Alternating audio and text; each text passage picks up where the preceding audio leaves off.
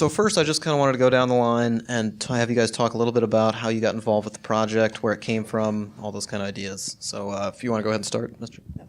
Firstly, thanks for being here, Ben. And thanks Of to all of course. you for coming out tonight. It means a lot, obviously, for filmmakers when they see such receptive, such smart, such eager audiences. My dad's a tomato breeder. I grew up in Northern California, so I spent summers on farms in the Central Valley. At the same time, I moved from Oakland to New York City, to find inner peace, which is why I think a lot of people move to New York City. I went there to kind of study with an Indian spiritual teacher who, his teachings were gratitude and love. And I worked in human rights in a number of different countries in my 20s and early 30s. And so when I came across this story in Florida, it was the convergence of three things in my life: the spiritual aspect, the past being in the industry, and working in human rights. And each three of those tracks in my life brought out the fact that my life is inherently hypocritical. Like, I had no idea this stuff was happening. I had no consciousness of it. I had no gratitude towards the workers because I just didn't know that these types of things still existed in the U.S. And they obviously do at a scale that I still find startling.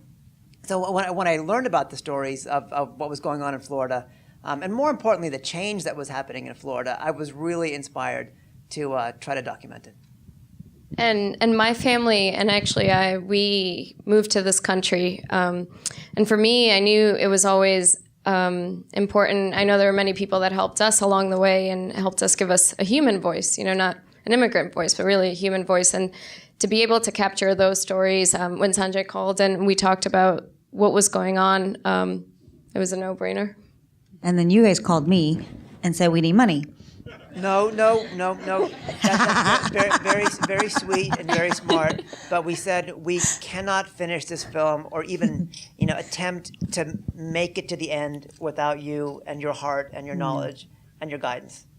Oh, but that's what happened. This was my second documentary. The first documentary I produced was called Harvest, and it was about child farm workers.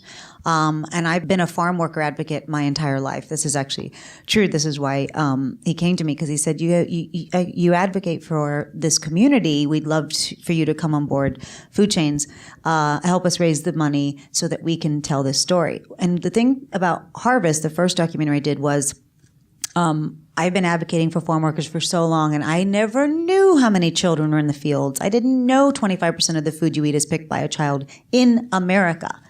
And so I just found it so valuable. I always find documentaries so valuable, obviously, for knowledge of things you never knew before. But the thing about that documentary was it was very broad. It was about America, and it was about slave labor in America. And what I loved about this particular project, which I think you have to do to create sustainable change, is find something specific, find a way into this problem, humanize the issue through a face, through a family's face. And so I love that this was specific to Florida, specific to tomatoes, specific to this organization, and specific to this particular strike and hunger strike that they were doing. So it was such a specific point of view into a broader issue. And I think that's very important when you're trying to create change in these people's lives. And so I immediately wanted to support them and of course signed up.